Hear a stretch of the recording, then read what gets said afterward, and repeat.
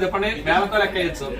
పూజకు వచ్చేటప్పుడు కొంచెం పద్ధతిగా రావాలన్నమాట. పంచమాంగళ్యాలు ఉంటాయి అనమాట. ఆడవారికి జుట్టు జడ వేసుకొని పూలు పెట్టుకోవడం, బొట్టు పెట్టుకోవడం, మంగళసూత్రాలు, మెట్టెలు, నల్ల పూసలు, గాజులు ఇవన్నీ కూడా ఈసారి నుంచి పూజకు వచ్చేటప్పుడైనా జడ వేసుకొని, బొట్టు పెట్టుకొని, గాజులు వేసుకొని అలా చేస్తూ ఉండండి.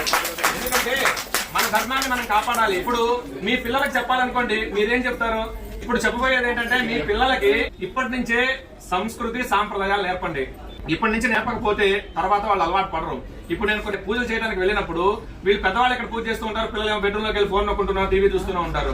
వాడి నుంచి పూజ దగ్గర కూర్చోమంటే కూర్చోడు. చిన్నప్పటి నుంచే ప్రయత్నపూర్వకంగా వాళ్ళతోటి స్తోత్రాలు గాని, శ్లోకాలు గాని, అసలు గుడి అంటే ఏంటి, పూజలు అంటే ఏంటి మనం తెలుసుకొని వాళ్ళకి తెలియజెప్పాలన్నమాట.